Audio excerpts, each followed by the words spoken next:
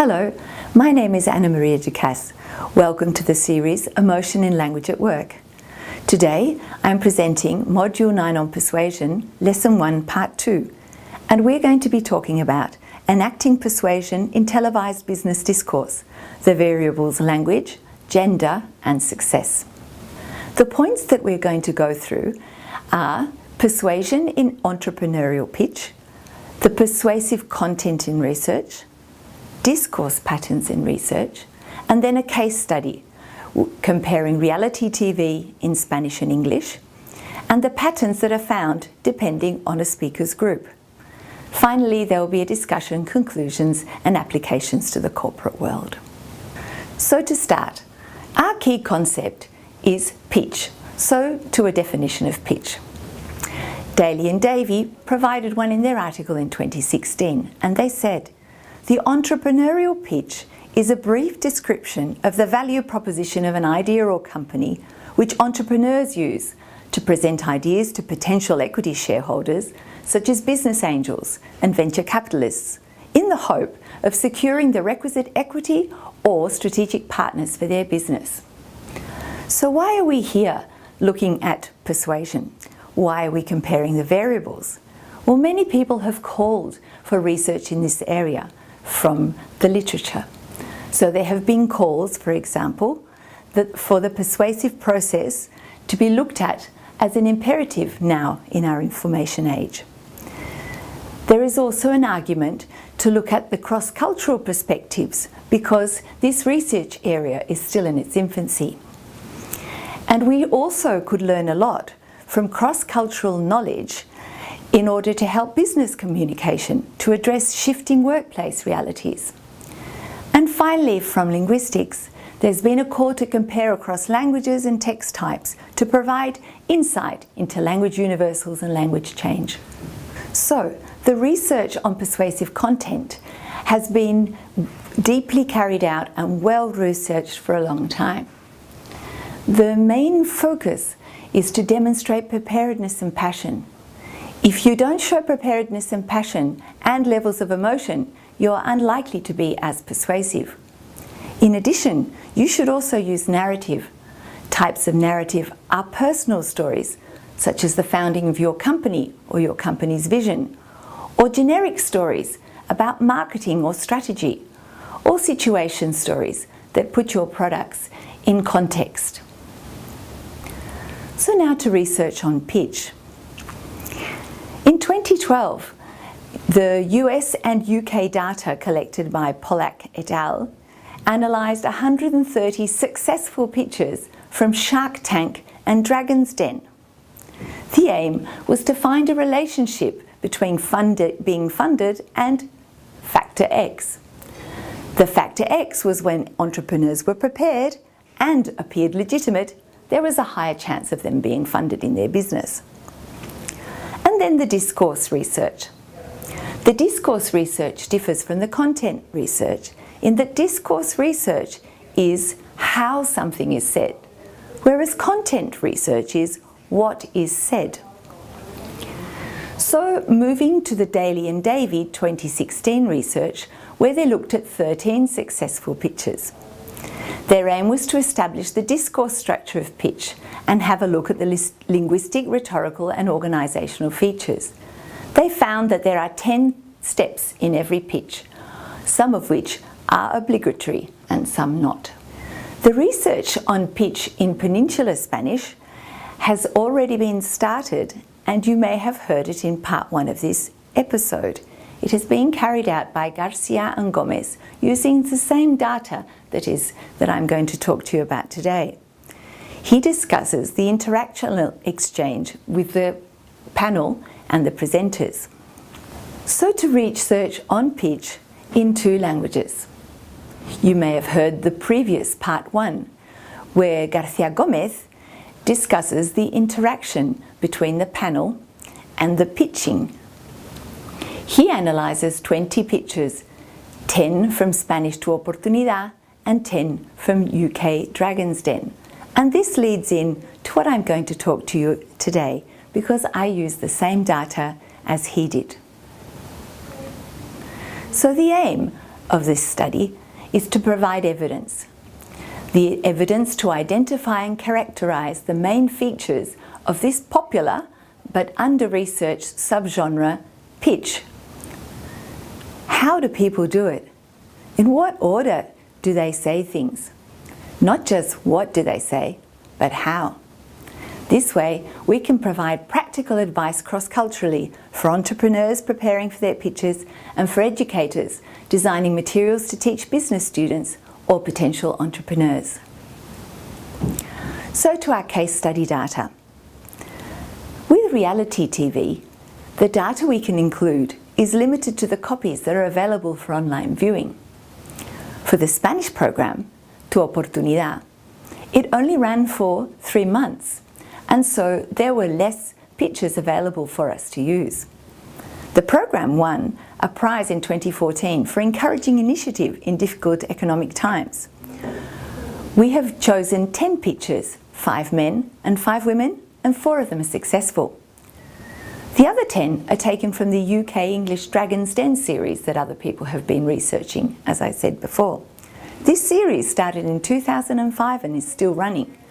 It won the Best Unscripted TV Show in 2005, and from their series we have selected 10 pitches, 5 men and 5 women between 2012 and 2014, and 3 are successful and they're still in business. So what kind of things do people talk about when they're pitching in this reality TV show? Well, you can see there are lists here on one side for the men, on one side for the women, whether they were funded or not, in red or black, and also the types of products that they were pitching for. The ones that were successful were in red, and you can see, for example, skinny tan for a woman or hotel booking for a man. And you can see on the top that they're in English, and on the bottom rows that they're in Spanish. Before the participants were able to take part in the Dragon's Den, they had to follow some rules.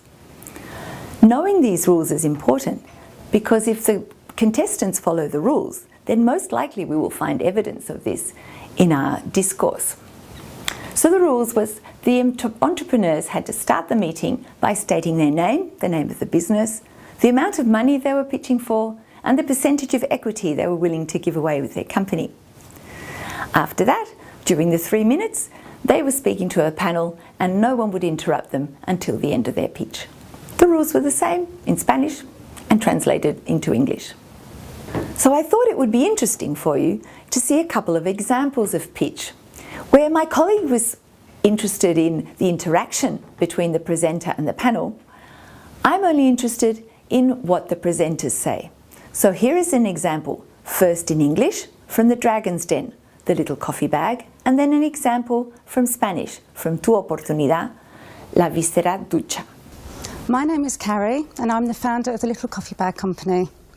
I'm here today to ask for £100,000 in exchange for 25% of my business. I first had my business idea in the summer of 2011 when my husband was taking our son camping. I was trying to think of a way that he could enjoy a coffee in the middle of a field without the need for a cafetiere or filter machine, and decided that he needed something like a tea bag but with ground coffee in. I did find coffee bags available, but was so disappointed with them, I decided that I could do a better job myself. For the following 12 months, I designed my packaging and invested in the machinery to be able to manufacture the coffee bags from our small holding in Shropshire. And we launched our product 2 weeks later in Harvey Nichols. I also supply a small number of high-end hotels, and I've also been approached by an investment company in Dubai that would like exclusive distribution rights to the United Arab Emirates. Thank you. Mi nombre es Lidia Ortiz y voy a presentarles Viserik, una visera especial para el lavado del cabello. Necesitamos 47.000 euros y les ofrezco un 35%.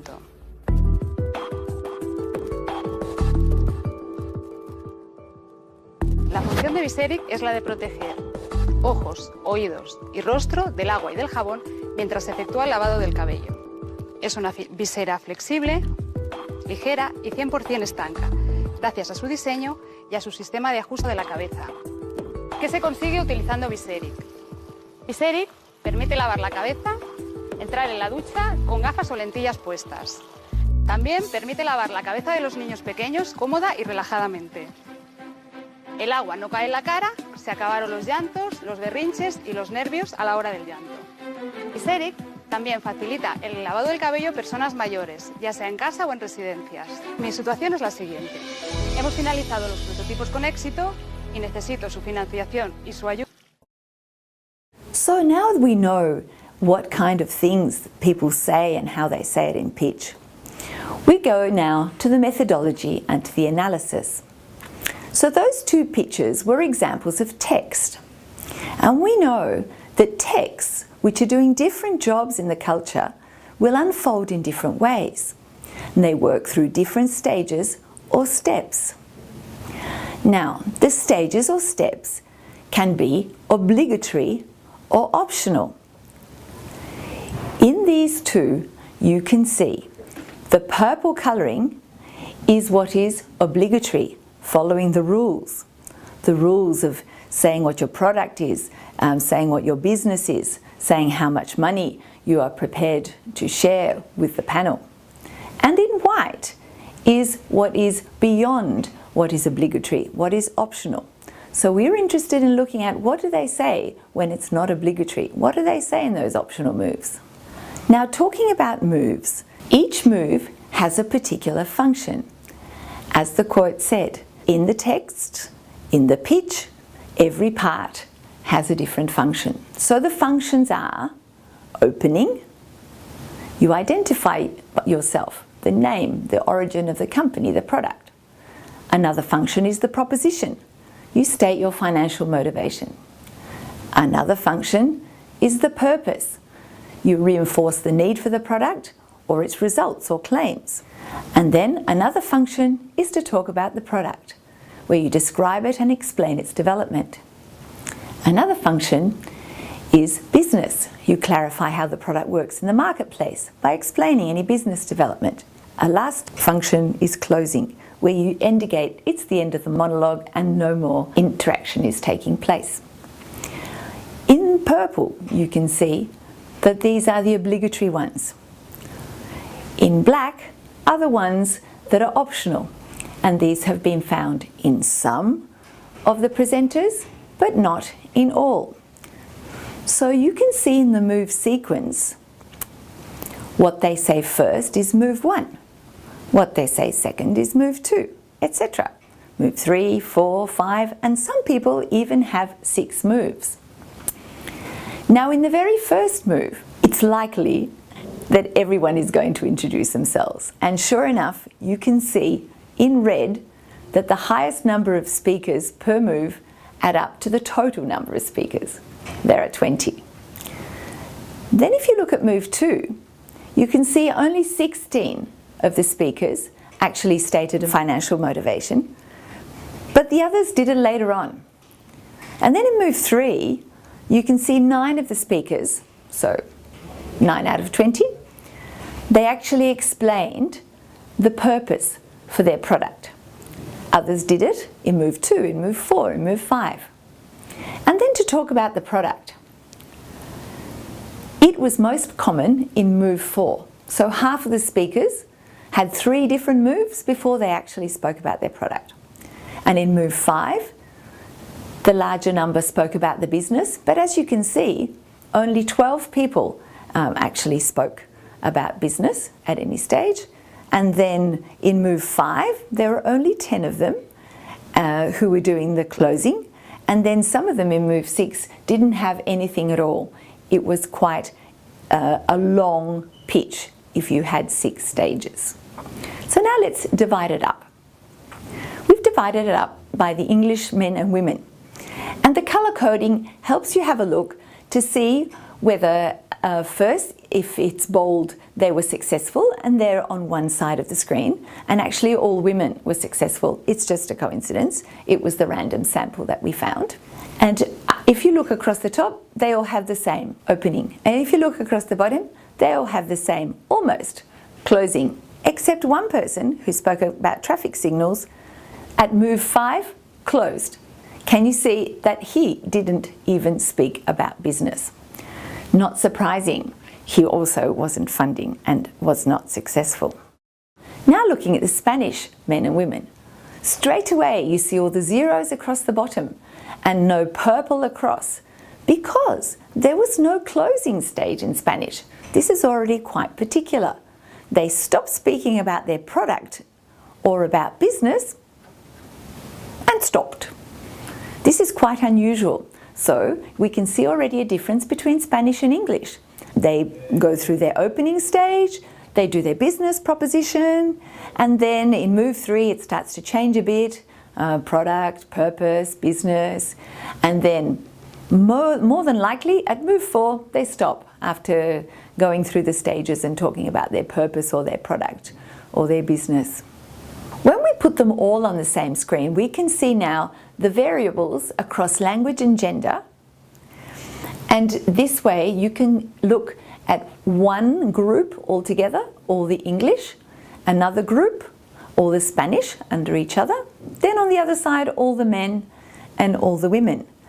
And the reason we compare them is to see, is there a particular pattern that makes it different than the way that people pitch in Spanish and different the way that people pitch in English.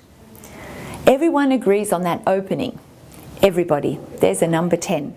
But as you see the diagonal line going down, most speakers per move have actually performed either the purpose or the product or the business at a different move stage, except if you look at product in moves 3 and 4 for the women.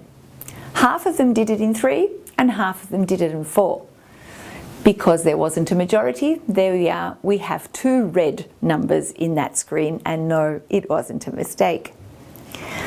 Interesting also for the Spanish are the zeros. If you look at the bottom of under closing, you can see that not one Spaniard had a closing.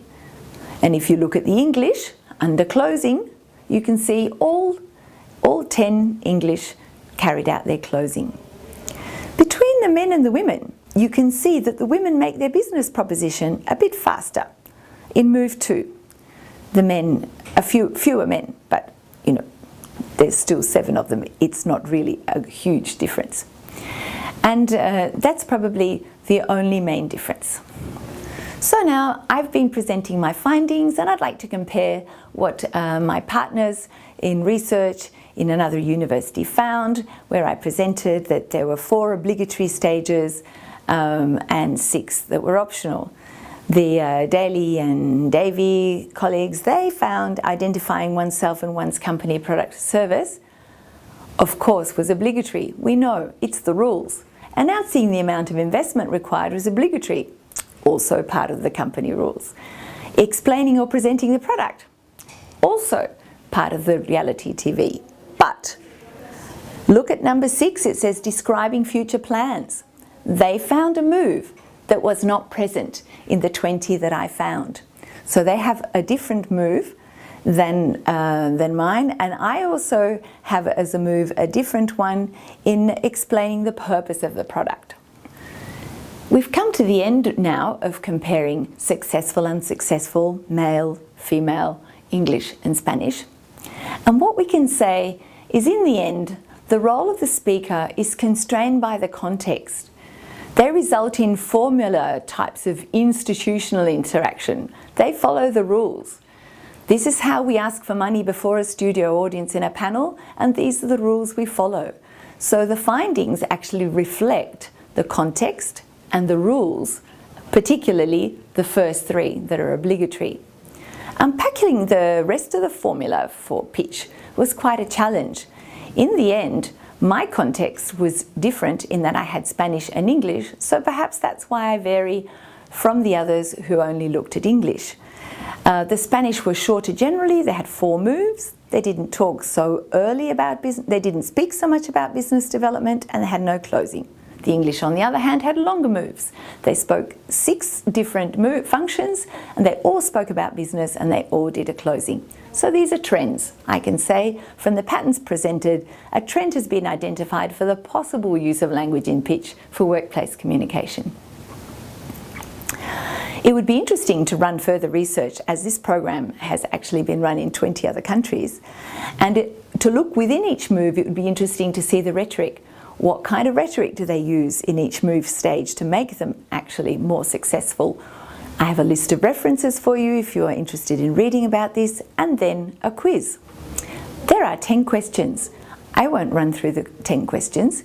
I will show you them and you can select your answer, and then the last slide has the solution.